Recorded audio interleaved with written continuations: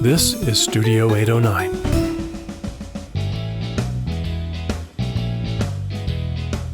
Hi, everyone. Welcome to the Outdoors Hiking Bob podcast. I am your host, Hiking Bob Falcone. You can find me on my website, hikingbob.com, which has links to pretty much everything that I'm doing. Social media, photography, podcast, newspaper columns. You can send me an email and make suggestions or comments, all that stuff. All the previous podcasts we've done, all 479 up to today.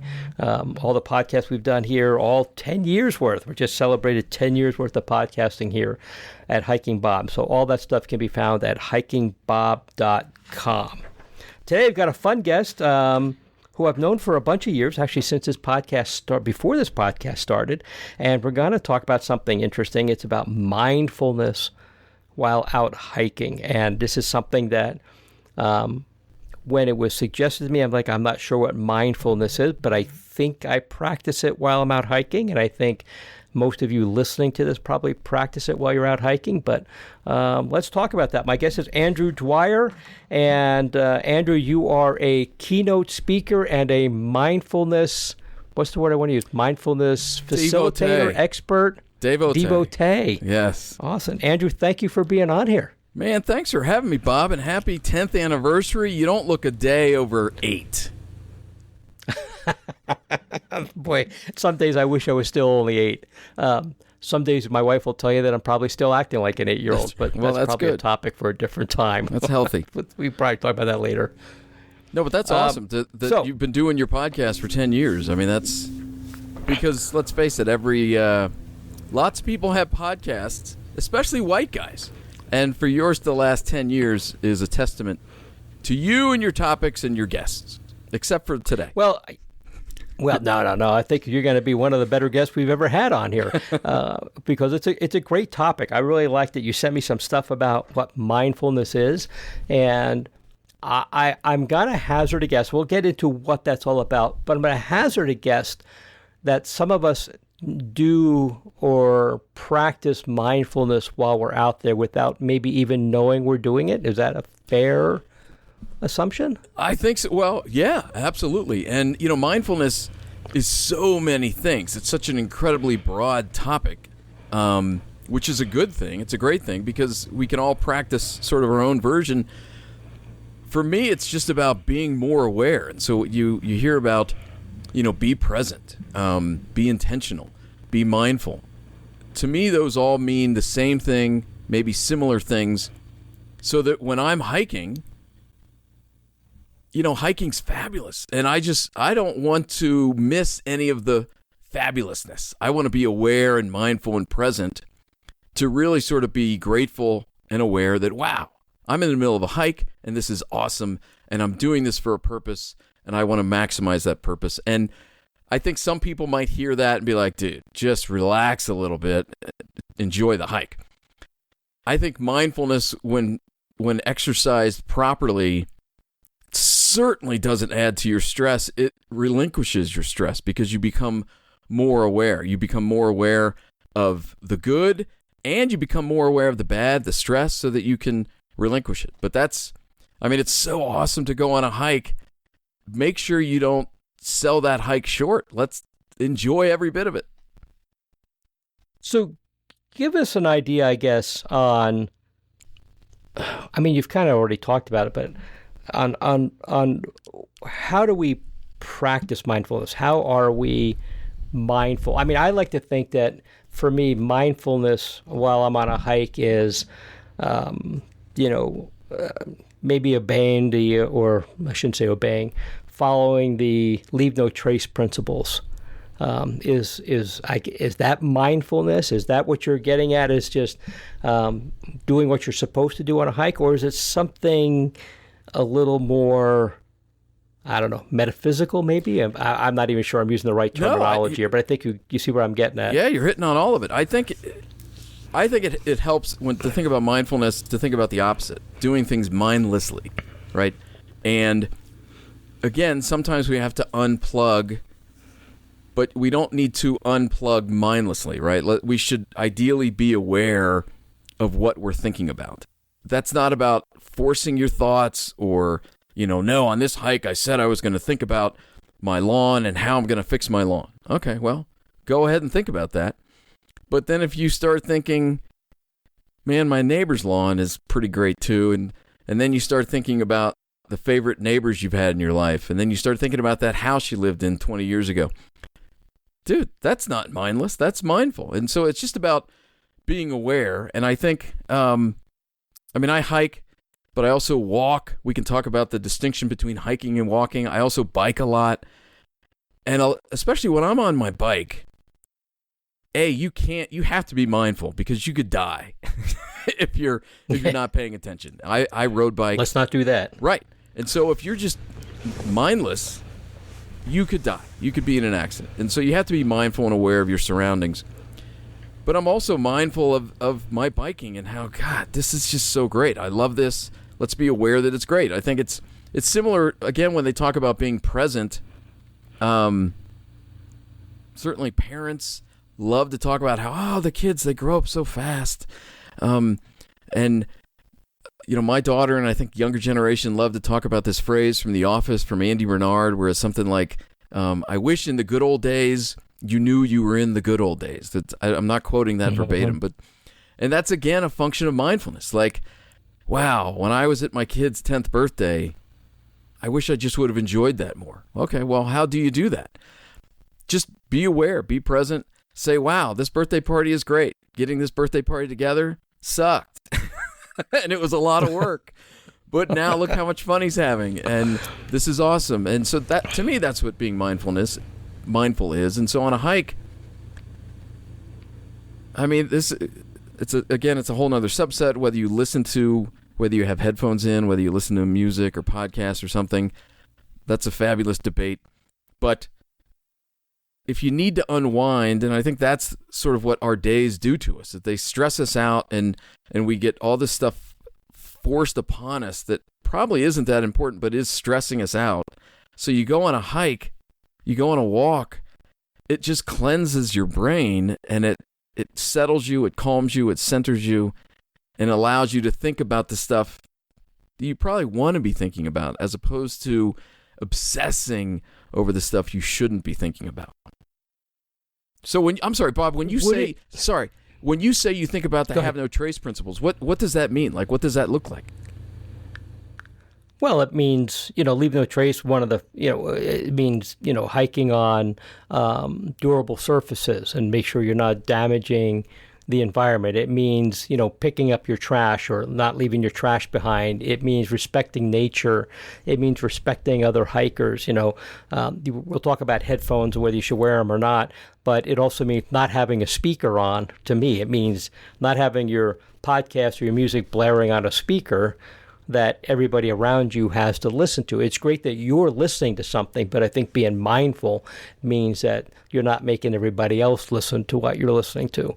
I think that's some of what mindfulness. It means being courteous. The number one rule like. is preparing. Yeah. It means preparing and planning for your hike. The number one rule of leave no trace is preparing and planning for your hike. So that I think takes a certain amount of mindfulness. Did I research this trail? Do I know where I'm going? Do I know how difficult it is? Do I know how far I'm going? Do I know when I expect to be back? That kind of stuff. I think that might be mindfulness, but it also sounds a little bit to me like you're talking about stream of consciousness kind of stuff too, which people get into. They go from one topic to, how your mind just, you start thinking about one thing and that takes you to another thing and that takes you to another thing. I don't know if that's similar to that, but it kind of sounded like to me a little bit what you were talking about there. Yeah, I think, and that's, I think a lot of people might say, well, that actually sounds like being mindless. Well, being mindful just means being clued into your thoughts and letting them go where they want to go. I'm not this deep philosophical guy, but one of my favorite quotes is from Nietzsche, who talks basically saying something about, the only ideas of value are those had while walking. And, it's hyperbole, but the idea is when you go for a walk, which a hike is a walk, you're settling down. You're clearing out the cobwebs. You're relinquishing your stress They also talk about, I'm sure you've heard this idea of let's all become a clear glass of water, because when the water is unsettled and vibrating and shaking, you can't see anything. When the water calms down, things become clear. And the exact same thing is true of our mind. When we allow our minds to calm down, things become clear. And that's the beauty of a hike, is that, yes, you're just calming your body, you're calming your mind, and oh man, things become clear. And I think certainly I don't know how much of a naturalist you consider yourself to be, Bob. I don't know if you're like a tree guy. I don't think you're a big tree guy, because I haven't heard you talk a lot about it, but just sort of noticing, this is a clearing, and boy, look at this riparian. There's so many trees growing here, and wow, this creek bed sure is dry. I find that kind of stuff fun. And to notice those things, you need to be calm and mindful, and you just notice so much more about your surroundings. I'm actually probably more of that than it comes out in my podcast stuff, because I pay a lot of attention to that. And a lot of it is, especially this year with the drought, paying attention to, like just the day before we were recording this, I was up at Mueller State Park, and every fall I give I do a fall colors photography hike. And when we plan that in the spring, I usually set aside 3 different weekends for when we're going to do that, because I'm trying to gauge when the leaves are going to be just starting to turn. Because obviously, if I want to take you out and show you how to take pictures of the fall colors, I want to teach you before they peak. Because if I teach you after, when it's peaking or after it's peaking, we kind of miss you're going to miss out on it. So if I get you there just as they're starting to turn, or at the beginning stages of it, then you can go out the next week and the week after that and still catch them. So I do actually pay a lot of attention. I probably have more conversations about that with my photography friends.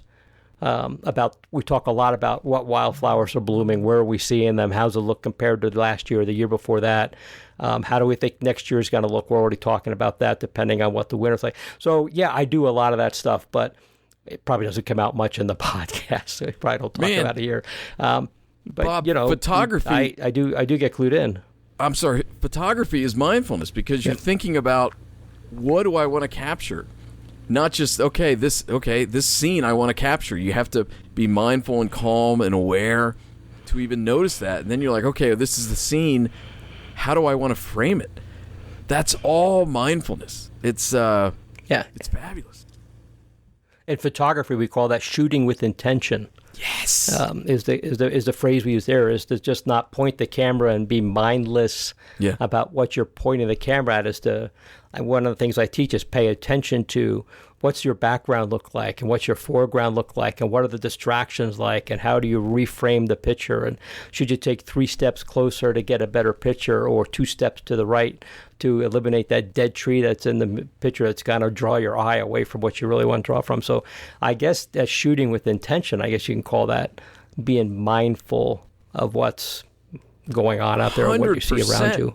Because, it's 100% mindfulness, because, you come back, you look at your photo, and you're like, oh, why didn't I notice that shade was in the wrong spot? Well, calm down, take a breath, be aware, be present, lean in. All of these phrases that we hear so much, they all mean essentially the same thing, which is to be mindful. And you want the great shot. And in order to do that, you have to be aware of so many factors. And I think, again, very little else in our life allows us to unplug and de-stress and unclutter our minds as much as hiking and walking does. Again, driving doesn't, because you got to be aware of everyone around you. Cycling doesn't, because you've got to be aware. And it does take time. If you have a 10-minute break where you sit outside at the bench, man, that's awesome. But 10 minutes is only 10 minutes.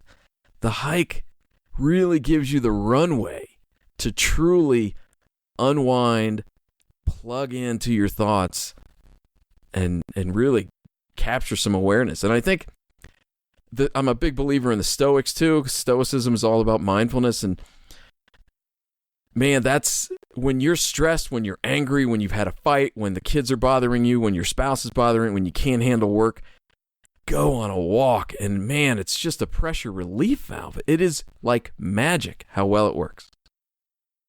And we all know about the advantages of just being outside in the sun and the fresh air. Even if we're still stressing on something, just the advantage of being out there and the advantage that we get from that. I'm reminded of a year or so ago, some friends of mine were visiting from back east. They spent a week out here, and I was taking them to all these different places to go visit. We drove up to Pikes Peak, and we got up there at sunrise one morning, and it was just incredible. And then I took them out to the paint mines out in the eastern part of the county, and I was walking them through there and just showing them the incredible beauty of the paint mines and, you know, telling them about how these different colors got there and what was going on there. And one of them looked at me and said, "This is the happiest I've ever seen you." And they've known me since we were in junior high school together, so a very long time ago. And I said, "Yeah, because this is where I find my Zen moment." And I'm not like a woo-woo kind of person, but the best I can call it is being in my Zen when I'm out here and I'm hiking and enjoying the outdoors and taking it all in. So I think that kind of gets to where you're going with this. And oftentimes when I'm out hiking, my mind, I'm obviously paying attention to what's going on around me and I'm taking everything, but my mind is, sometimes it's solving some problem I have at home. Sometimes it's solving an issue I have with, as we had before we got this started, technology and why my microphone wouldn't work. Sometimes it's just looking at the trees and how do the aspens look and when should I schedule that hike, because I'm trying to gauge based on years of experience when the leaves are going to turn, and I'm just taking I might as well throw a dart at a dartboard, and I'm not good at darts to figure out when that's going to happen. But just trying to put all that stuff together. I see where you're going with that. I understand, and I think a lot of us are going to be doing this without even knowing that we're doing it. True, and then the next step is either in the moment to recognize what your mind is doing, because again, mindfulness is not. I sound like Obi-Wan in the truly first Star Wars. It's not about controlling your mind. Right?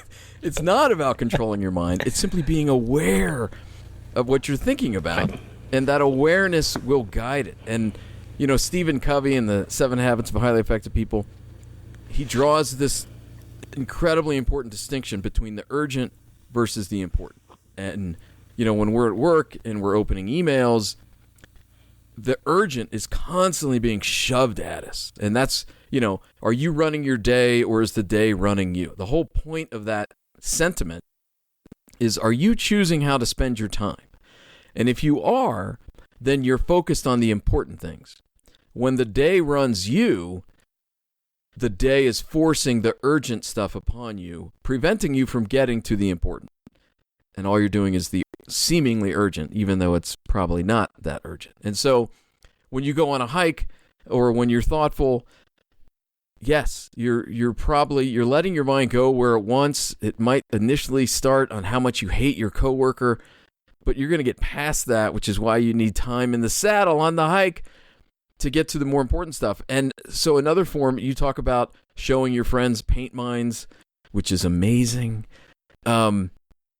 The sort of the mindful aspect of that might be afterward when you're driving home or the next time you're by yourself, just being mindful of, holy cow, I loved that. Why did I love that so much? What is it about that I love so much? And then you can really dial in about what it is that moves you. And I think that's important. We need to understand ourselves. This is why I moved. I lived in St. Louis, loved St. Louis. We moved to Colorado. I just had a gut feeling. I would later discover I'm an aesthetic guy. I love grand vistas. I love landscape art. I never get tired of looking at Cheyenne Mountain and the Front Range because I'm an aesthetic guy, and that's why I love hiking. You can't really come to that understanding and realization about yourself unless you have time to be mindful. So how do we do mindfulness? And we're going to take this a little further. When we're not hiking, how do we do it in our day-to-day things? You mentioned, does your day, I want to rephrase how you put this, but, when you're dealing with the urgent stuff and the important stuff, what's actually controlling your day? And we're all going to have days where the urgent stuff's going to control our day, because they're just things happen and you've got to deal with them as they come up. And especially if you're working, I'm blessed by being retired, so I don't have, other than, I should say I don't have it, but I have, podcasting that I have to do and writing columns and going out and taking pictures that does kind of control a little bit about what I do. But how do we practice this other than just hiking? How do we be mindful when we're at work, or when we're dealing with family issues, or when we're going shopping, going to the grocery store and going shopping, and what's on my list of stuff I need at the house? How do we deal with it on day-to-day stuff like that? Yeah, love that. I wish I could. I mean, this isn't I was going to say I wish I could say who I heard this from, but then again, it's not like this is a widely circulated idea that mindfulness. We think about our emotions. Think of our emotions are like canoes, and we can be in that canoe, meaning we're in the emotion. The emotion is carrying us. Let's say the emotion is stress and anger. We can be in the canoe that is stress and anger and let that emotion carry us because we're in the canoe. And that's not what we want. We want to be on the side of the river, on the creek bed, watching the stress and angry canoe emotion float down the river. We want to be aware of it, but we don't want our emotions to carry us away. And I can think of a time, most recently, I left home. I had to run a quick errand, and man, I was pissed off. There's no need for me to explain why I was pissed off. But I was super angry. And so the first step is simply to sort of be objective, step out and be like, dude, you are angry. That's mindfulness. Not just being angry, but being aware of how angry you are. And then I was telling myself, I was like, okay, well, this is a Saturday morning. This is no way to start the weekend. This is insane. Which, no comment on whether I should have been angry or not. It's just, you are angry. Do I want to be angry? No, I don't want to be angry. So here we go. I'm going to run this errand, and by the time I get back in the car, I'm going to calm the hell down. And that sounds like trying to even figure out why you're even angry. Are you angry for anything that's worth being angry for? I was very aware of why I was angry, and I thought I had very good reason to be angry. So that's the point. Meaning, because fine, but at least you knew why. Exactly, and that's the point. Is don't deny the emotion. Emotion is okay. How we handle the emotion, that's the challenge. It's okay to be angry. But how angry are you going to be? How are you going to act when you're angry? How long are you going to be angry? That's the real problem. And so mindfulness, talking about how do we use mindfulness every day, simply be aware of what you're feeling. And it's another thing I heard, I don't have kids at home anymore, but when you leave work, I know a lot of people don't work in an office anymore, but back when I was 20, 30 years ago, this idea of when you get in the car and drive home from work, you're probably stressed out because maybe you had a bad day and you're carrying all that baggage into the car and you're driving home with that baggage. Sometime during that commute, you have to become aware, we have to become aware of how stressed and maybe angry or hurt we are. And we have to think to ourselves, I do not want to bring this home to my family. And when I heard that, I was like, oh my God, that is just so obvious. And yet it's one of the most difficult things to do. And the only way to accomplish it is to be aware. I'm stressed. I have every reason to be stressed because that was totally unfair and inappropriate what happened at work. But it's over, and my family doesn't deserve to shoulder this burden, and I'm not going to blast them with it. I need to unhitch that wagon before I get home. That's mindfulness. it sounded like you were kind of leaning into a little bit of stoicism there too for a little bit, about how you just need to not let things bother you. And I'm grossly oversimplifying. No, that is. Let me try to get simplifying what that means. But I mean, it's not letting that take control, whatever is angering you or bothering you, and not letting that take control. There's a deputy sheriff who does videos on YouTube, and he's a traffic cop, and he records his sheriff's office sends a cameraman out with him multiple times during the month, and they record some of the traffic stops he's on. And he is, I actually tell people, watch how he handles, you don't have to agree with him, but watch how he handles people who, he's never raised his voice. He never argues with people. They get mad at him and they yell at him, and sometimes they're just absolutely rude and mean to him. And he just sits there and just lets it wash over. Now, when he gets back in the patrol car, he'll chuckle and say, "Boy, what a clown show that was," or something. But he never lets the other person see it. And it's not it's not a power move, I don't think, but it's a matter of, if I was asked to talk to a group about putting together a trail ambassador program, which I lead up at Cheyenne Mountain State Park, and they wanted to know my thoughts on it. I wrote up some stuff, and then I met with them online. And the first thing I wrote on there was, the person who raises their voice first loses. You've lost the argument, you've lost the debate, you've lost the encounter.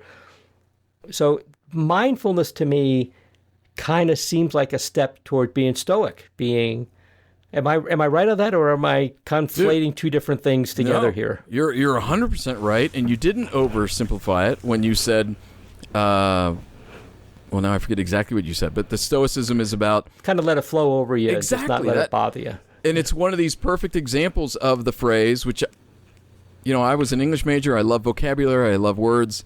The idea, it's simple, but it's not easy. It's a very simple concept. Don't let things bother you. But man, that's not easy. Good luck. Right. Exactly. Good luck with that. Yeah.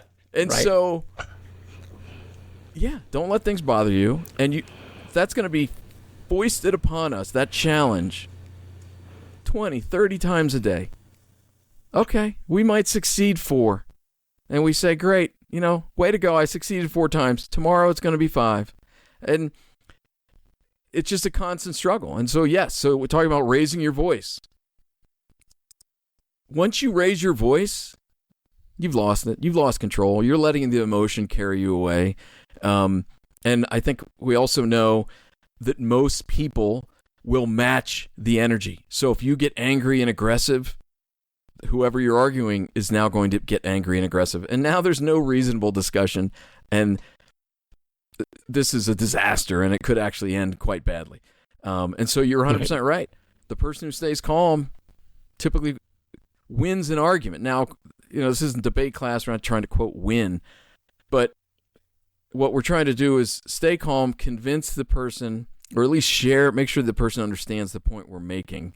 But yeah, so I think you've nailed it. That's exactly what stoicism is. It's a same thing. Stoicism, like mindfulness, is an incredibly broad topic, but it's simply an awareness of, I can only control what I can control. And so when somebody treats me terribly, whether on the road or at work, yeah, that's unfair. That's unfortunate, but I can't control it. All I control is how I react. And what, maybe, is there something I did at work that next time I'll do better? Yeah. But man, life is unfair. This is why we need grit and resilience. That's mindfulness, baby. I've equated being stoic to, we're in a society right now where everybody feels they have to convince the other person that they're wrong and you're right, which fails 99% of the time, I believe. The best you can do is present them with the facts, or present them with your view, and at the very least hope that they come away with an understanding or an appreciation of where you came from. assuming that you're not completely out in left field or right field or whatever field you want to be in. So, I find that if you don't get into a shouting match, if you don't get into an argument with somebody, you often do come away with that understanding and that, that appreciation for where people come from. There's a lot of people I disagree with, but I get where they got there. And as long as it's based in some kind of reality, that's what they believe in. And I'm still great friends with people who I am diametrically opposed to in a lot of ways, in their opinions on things in a lot of ways. We're still friends because we appreciate how we got there, and it doesn't matter in our normal everyday life. We've lost that ability. And I think we're getting a little off topic here, but I just, I think that goes to a little bit of what you're talking about. Yeah, it's all, and like I said at the beginning, mindfulness is such a broad topic because everything is mindfulness. So going to what you're talking about, I'm sure you've heard the phrase, we've all heard this phrase, to be understood, first seek to understand. And so if you're having this discussion, which might eventually, unfortunately, evolve into an argument, mindfulness would be, okay, am I even listening to the other person? Do I understand where they're coming from? And are they even listening to what I'm saying? Because if they're simply trying to convince me I'm wrong, we should pull the plug because this isn't going to go anywhere. But if there's a respect, like I'm interested in your thoughts and I'm actually going to listen, as opposed to I'm going to let you speak, but the whole time I'm just preparing the next thing I'm going to say and I'm going to blast you. Okay, that's not a sincere exchange of ideas, and it's a waste of time. And frankly, only a fool would continue in that. Now, meaning you're a fool in the moment, not that you're a fool in life, but in that moment, what are you doing? Why are you fighting with this person? That's not what you want. I've always said that I strive to be factually correct. So if somebody comes to me and said, and I've had people approach me either about a podcast or about a column, said, "You're wrong about this." Well, holy cow, I don't want to be wrong about something. What did I get wrong? And then it turns out that what they said I was wrong about was an opinion. I said, well, factually I was correct. My opinion is a different thing altogether. Now, if you want to come and tell me that I said this hike was 3 miles long and it's actually 8 miles long, factually I was incorrect. Yes. I will fix that part of it. Right. But if I say the hike was easy and you say the hike was hard, that's very subjective, and I hate using those terms anyway. That's very subjective. Yeah. I find it's easy because I hike X number of hundreds of miles a year, and I can do it. You find it hard because you don't, or for whatever reason, we differ in opinion. But we often try to convince people that their opinions are wrong. Yes. And not that their facts are wrong. You're right. I'll argue facts with anybody all day, but if your opinion is, there was just a discussion we had about where somebody unfortunately had a very poor encounter when they went over a fence and tried to take a picture and fell to their death. And there was one little conversation there about how hard some trails are and how easy. And I said, well, these trails I did were pretty hard and they were dangerous. And so he come back and go, I'm a rock climber. They weren't dangerous to me. They weren't that bad to me at all. That's fine because they do something I don't do, so exactly. Their gauge was a whole lot different than mine was. So for them as rock climbers, which I don't do, and I'm not going to do because I don't bounce anymore, their opinion was that wasn't as hard as I thought it was. Factually, we were both correct about the technical part of things, right. But the opinion was different. And they weren't trying to convince me that I was wrong, and I wasn't going to try to convince them that they were wrong. It's like, okay, we're on the same page. Their skill level is different than mine, and their knowledge is different than mine. So we just had a different opinion. I think that kind of goes to being mindful of where people are coming from. We can disagree, but not lose respect for people. And I think as a society, we've lost a lot of that ability to be able to do that. Dude, again, you've nailed it. And so with so many of these conversations with people, you have a conversation with people, and a lot of times the conversation consists merely, and I say merely because it's very limited, one person explains their reality, then the other person takes a turn to explain their reality. And there's no actual discussion of each other's reality. We simply take our turns telling first-person stories. Me, I.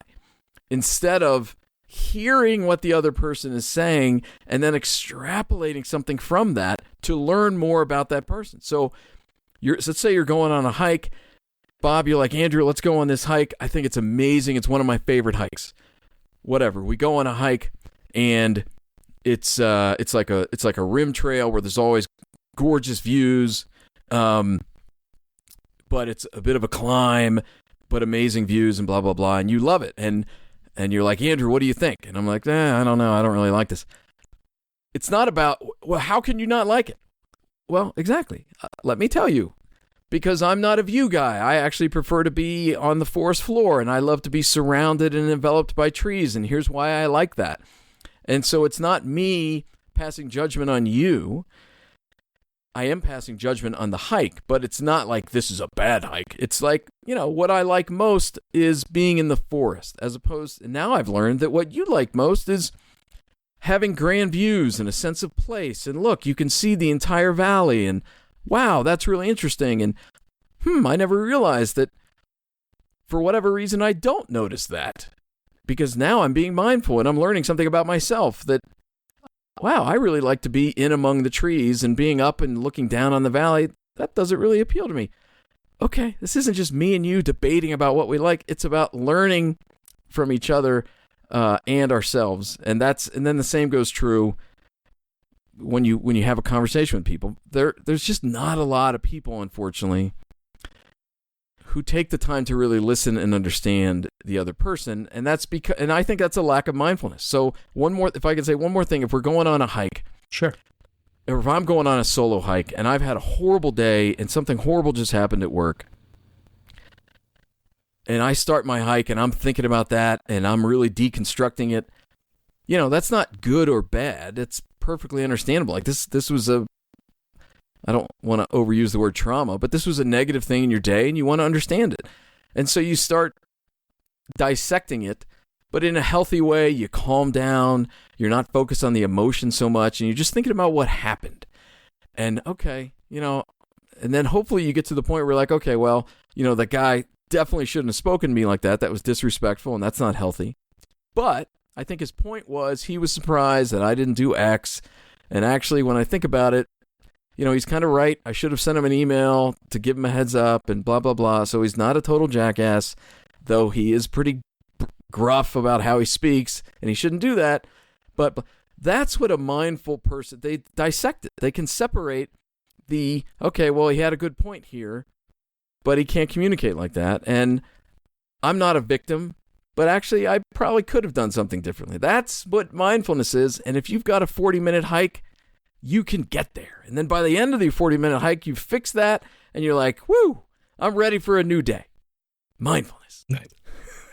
So being mindful when we're outside, when we're out hiking, would you say that is, I guess the best way I want to describe it is just taking it all in? I mean, is that listen to the birds, looking at the flowers, looking at the trees? And maybe if you're hiking, like I hike most of the time by myself, but I try to hike with other people when I can. I have some people that I really enjoy hiking with. And if we're chatting away while we're hiking, yeah, which means we're taking maybe a little attention away from other things we're seeing. Is that still being mindful, do you think? Or are we still practicing mindfulness when we do that? I equate a lot of what you've been talking about, like when I hike by myself, because then when I'm hiking by myself, I'm alone in my thoughts and I'm paying a lot of attention to outside, what's going on around me. When I hike with a friend, another hiker, then I'm, then I'm engaged with them, which is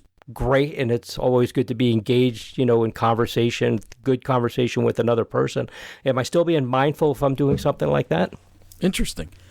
And I'm with you. I much prefer to walk and hike alone.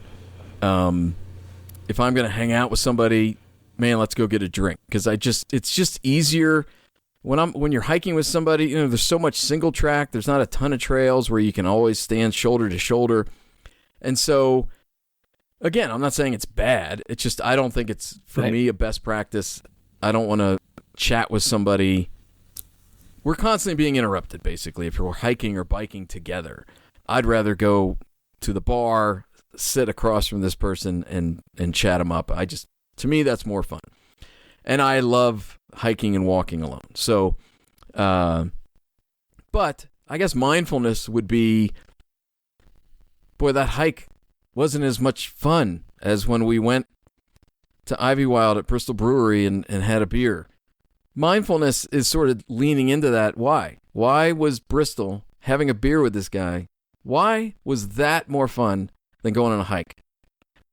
And maybe you think about that, you're mindful, and you figure it out. It's because we're constantly being interrupted on the trail. Or maybe the opposite is true. I prefer spending time with this guy, with my friend, on the hike as opposed to Bristol, because Bristol's too loud. I don't know. So that's just being able to discern, which is one of my favorite words, and I would hammer away with my kids with that. Let's discern. Let's read the room. Let's be situationally aware. What's happening, and what do I need?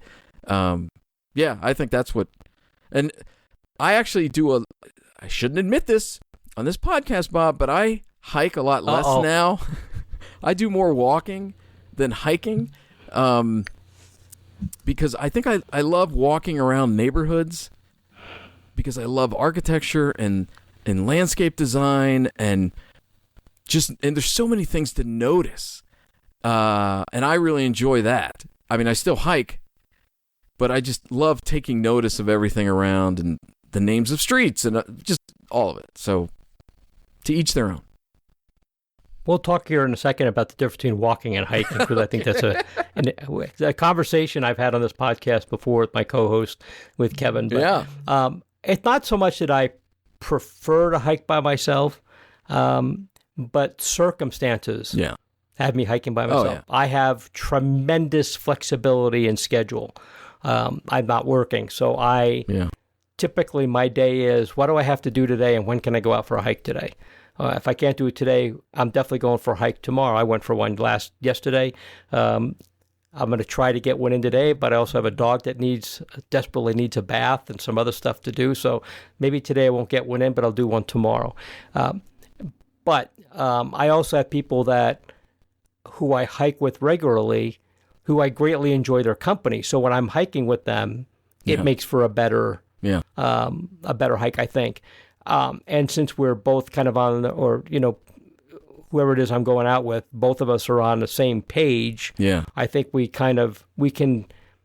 often have very great conversations, and we're kind of mindful about what we're looking for, because we both appreciate the same things. Whoever it is, like I said, it's a small group of people I like to go hiking with on a regular basis. And when I go out with new people that I'm hiking with, that does distract a little bit from that, but I'm also getting to learn who these people are and what they're looking at. So I think we kind of hit on a couple of different ways of being mindful there. This was a good number of years ago, but you and I have only actually hiked together once, and that was in Cheyenne Mountain State Park. And I don't mention that, scarcity mindset versus the opposite. I loved that hike, Cheyenne Mountain State Park. We're both, I think, very mindful, respectful people. And so during that hike, I learned a lot about how you hike, what you enjoy about hiking, about Cheyenne Mountain State Park, which, even though I live pretty close to it, I'm more of a North Cheyenne Canyon guy. So I learned a lot about Cheyenne Mountain State Park. But then you and I also talked about some topics of the day. And because even then and still today, we're both calm, respectful people, we had a very enjoyable, completely stress-free discussion about some topics of the day, and you raised some points based on your life reality that is different from mine. And I pride myself on my ability to have my mind changed. And, we don't have to go into the exact topic, but you changed my mind on a topic of that day. And this is the beauty. I was mindful enough to give you the time and then really listen to what you're saying, and then thought, wow, he makes a really good point. I hadn't thought of that. This is the beauty of talking to people. We learn from them. I remember that hike very well, and I remember the topics we talked about, and some of that's still relevant to today. It doesn't matter for this podcast, but I know you asked me about another aspect of my career. Why should we do something like this? And Yes. I said, well, here's why I do it.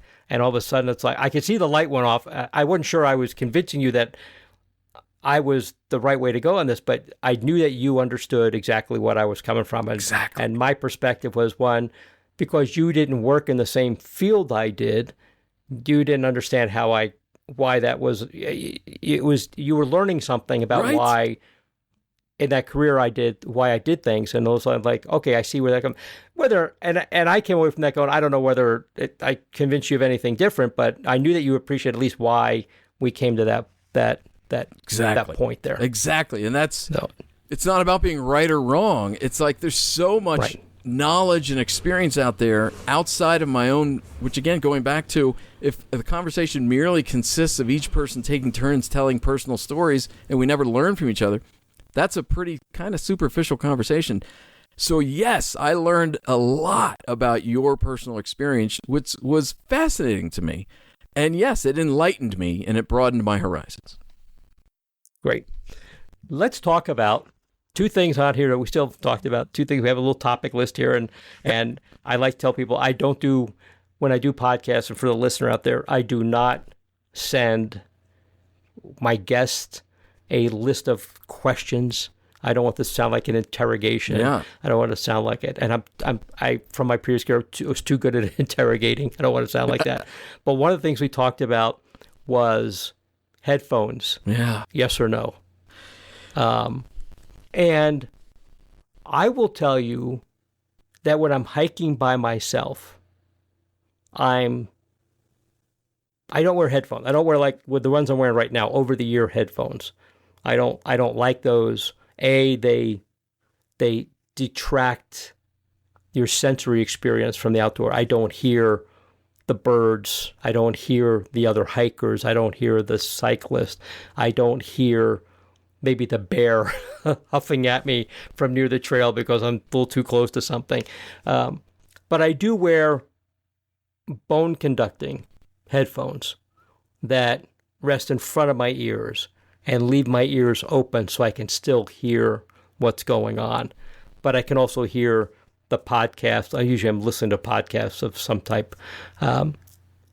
So the argument can be taken that I'm splitting my attention and I'm not being mindful of everything that's going on around me because I have something else distracting me. My argument is those things that I'm listening to are things I find of great interest, that I enjoy. Sometimes they're comedy and I like to laugh, and or it's educational. But I'm also trying to hear what's going on out around me by not having my ears covered. Or I hate the Apple earbuds that people have in their ears because I know they don't hear anything that's going on around them.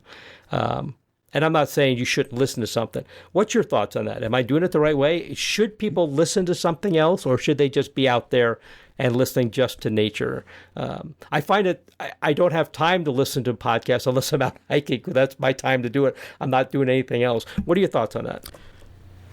I love the topic. I love how you introduced it. You know why you do it. And I think that's the point. It's not about right or wrong. It's about being mindful, meaning let's not kid ourselves. If you like to listen to podcasts, you like to listen to music, great. But at least have sort of the emotional maturity to understand why, and also to be aware of the opportunity cost.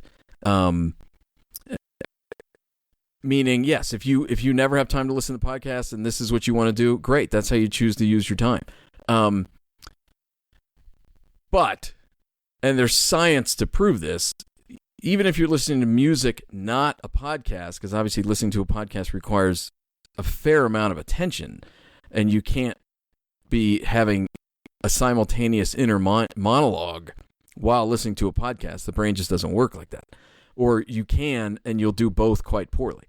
So just be aware, if you are always listening to a podcast, you're not going to be able to decompress during that hike and go through the clutter of the day. And again, that's okay as long as you know that. And maybe you have other time during the day when you can do that. Again, with my own kids, and I think it's pretty common with young people, they're like, oh, I actually study better when I have music. I actually do homework better when I have music on. What's really going on there is you're not actually studying better. You're not comprehending that information better. The difference is you probably don't enjoy the studying. And listening to music makes studying more palatable, which the children or the student translate as, oh, that wasn't that bad. I studied for an hour and a half and that wasn't that bad. Well, why wasn't it that bad? Because you weren't really leaning in to the homework or the studying, because listening to music took a lot of that edge off, which again, maybe that's okay. Because without the music, you would have given up after 30 minutes. But being mindful allows you to be honest with yourself, to say, this is what's really happening here. So, when I hike, I don't listen to anything. That's just my personal preference, because I love just letting the thoughts percolate. Because I'm a creator, right? I'm a writer, a speaker. I need ideas. Great ideas come to me while I'm hiking. When I bike, I don't have headphones, but I do have music on my phone in my pocket. I'm also a road cyclist, so my music is not interfering with anybody. It's also kind of in the background, and I find that works well for me. So it's situational. Let's not kid ourselves about what's really going on. And you're right. If you have headphones in, you can never hear the person coming up behind you to say on your left. Is that good? Is it okay to be completely unaware of everyone around you? I think you'd be kidding yourself. Then you're not being mindful of the other person. Right. I think you'd be kidding yourself. You're like, yeah, that's fine. No, that's not okay. Yeah. Turn it down. Not. And obviously when I'm hiking with somebody, I'm not listening to anything else. We're having a conversation. We're enjoying the moment we're out in, whoever it is I'm out there with, another photographer or just another hiker. Or a lot of times I just see people on the trails and we gather conversation. They might know who I am or recognize me or just see people. First thing I do is mute that headphone. Nice. I'll even sometimes take it off, even though it's not covering my ears, and they can see it's not covering my ears.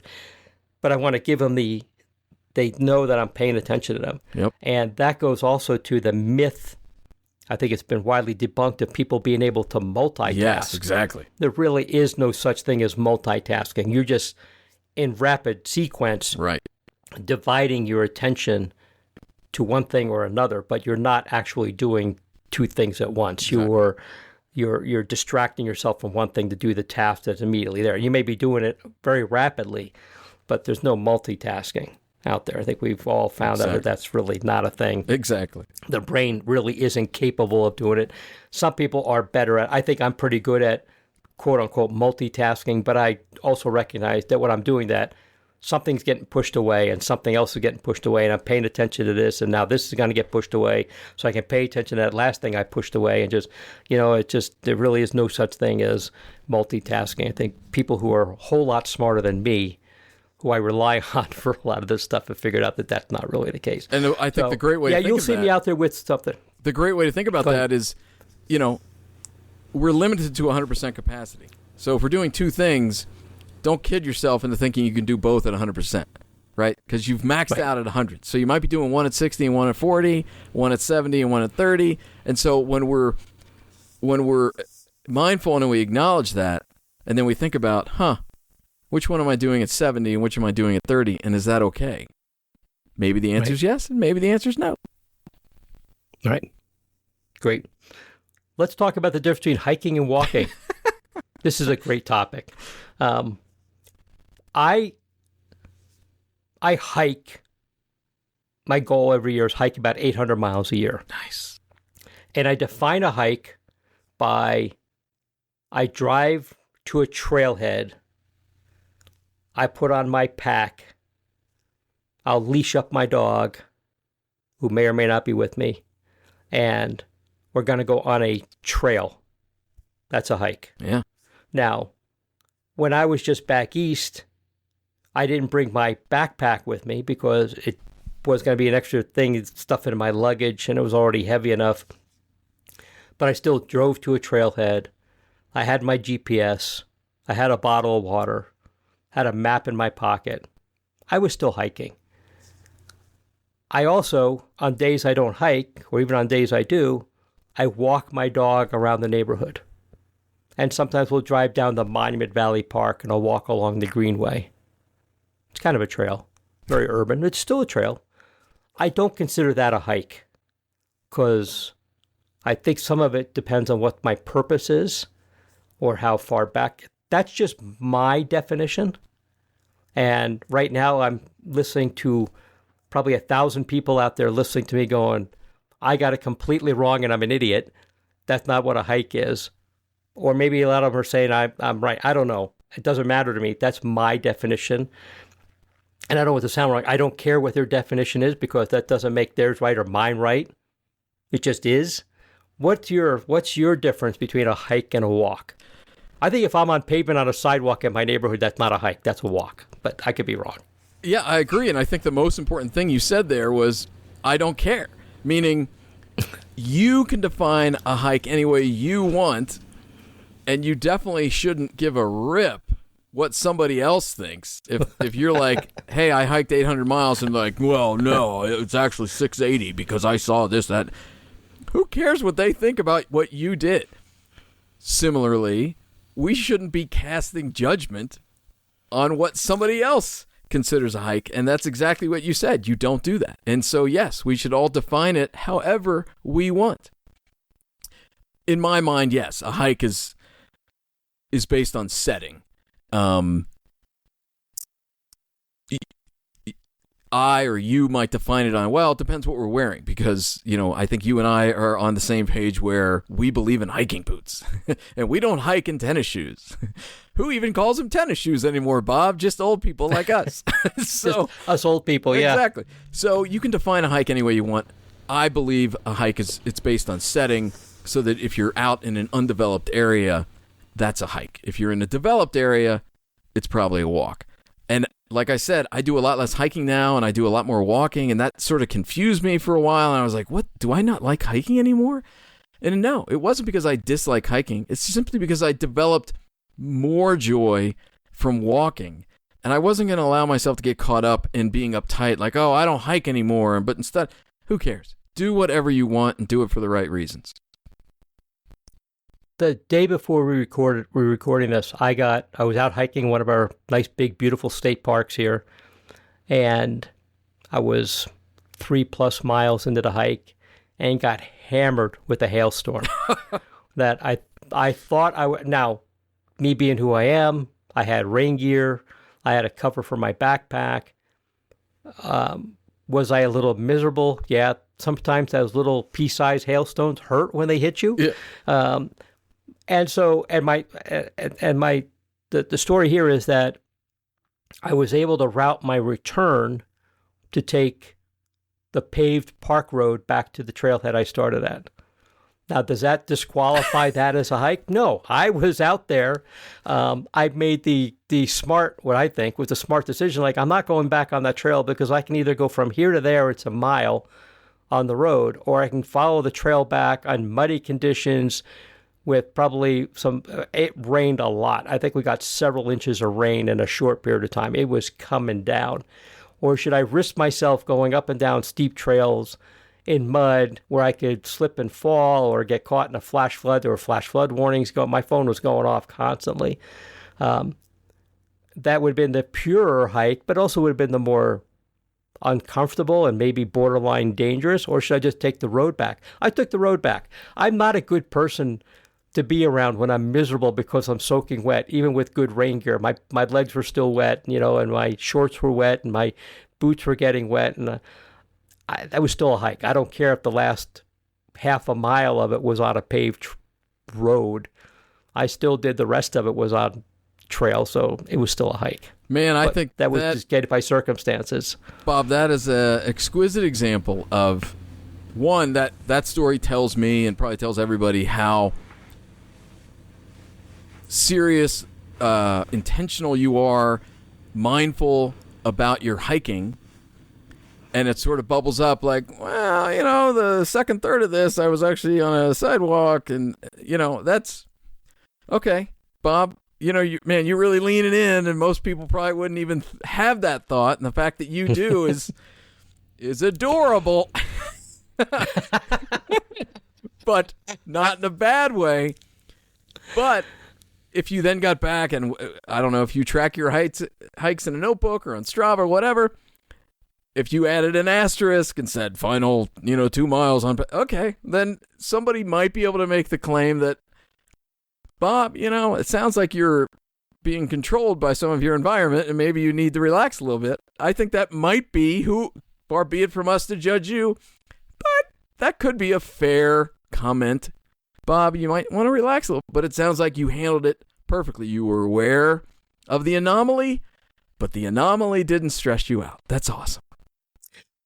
I actually recorded some video during this, and I comment about, and I showed the hail coming down. At one point when this started, I was at the highest point in the park. Ooh. And it's thundering and lightning and hailing, and my first thought was, I need to get the hell off this peak. Yeah. I am in the worst place to be in this park right now.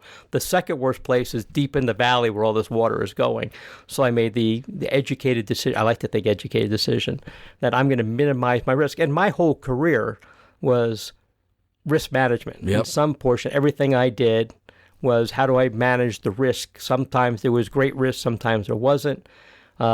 Sometimes we went headlong into great risk because that's what we were paid to do, and sometimes we didn't have to. But I made a conscious decision. I'm taking the road back with, I'm not liking this at all. Yeah. This is not fun. And I recorded it, and I'll put the video up. By the time this airs, I'll have the video up there. See what I was dealing with. I doubt that anybody's going to tell me that I cheated on this hike or anything. And I record, I post all my hikes on Facebook, and there's a picture of the map, and I'm actually... there's this new software I'm using that actually turns my hikes into a 3D helicopter view of my hike, and it follows me. It's pretty cool. People will see where I was, and that's fine. But I think in a situation like that, and if somebody else is similar could just said, we hightailed it back on the road. You did the right thing.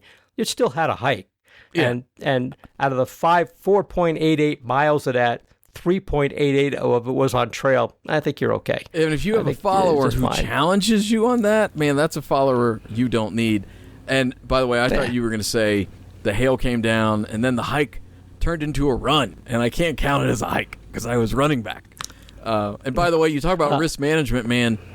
That is a fabulous mindfulness topic because I think we humans are horrible at risk management, and that is purely a function of mindfulness.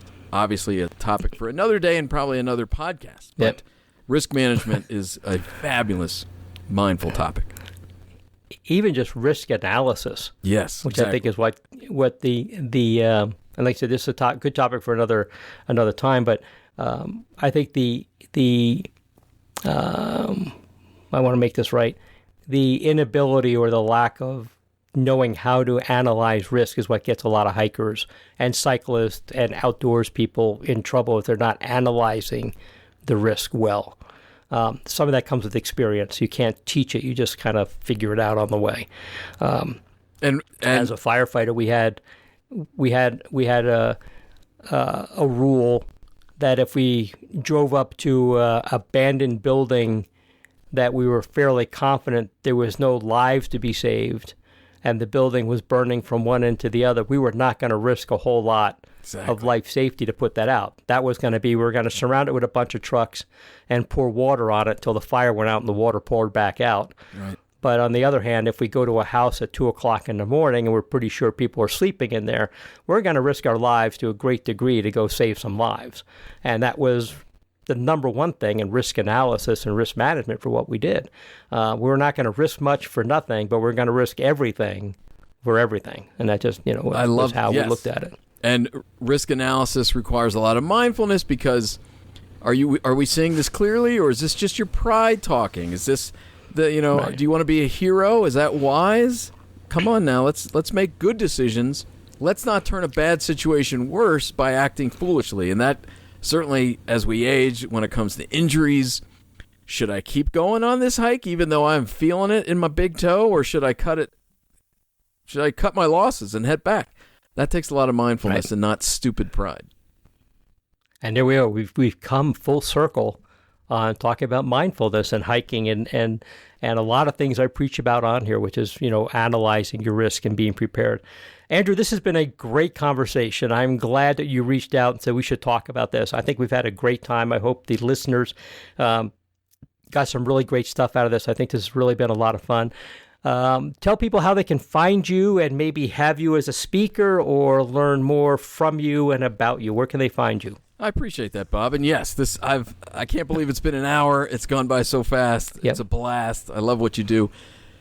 I'm a big fan of mindfulness, and I think it truly is a superpower because it's so accessible, and you can just chip away at it, become more mindful every day, and you become a better spouse, you become a better parent, you become a happier person, you become a better employee, a better manager. And so that's what I do. I speak with at events, but also with companies, and I just help them understand themselves better, become more comfortable in their own skin, which unlocks their ability to be so much more effective to accomplish what they really want and not get hung up on all these petty insecurities. Love doing it. I'm More Dwyer. I'm More Dwyer everywhere. MoreDwyer.com is my website. Andrew Dwyer on LinkedIn. It's we like to have fun, like we did back on Dwyer Show when you were on it.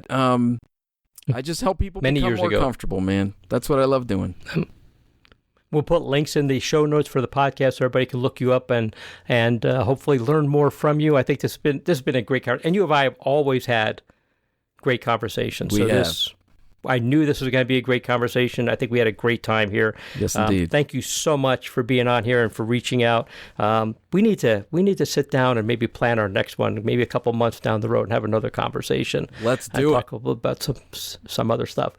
Everybody, thank you for listening to the Outdoors Hiking Bob podcast. That was Andrew Dwyer. You can find him at moredwyer.com. Check for links in the show notes. You can find me at hikingbob.com. Thank you so much for listening. We'll talk to you next time.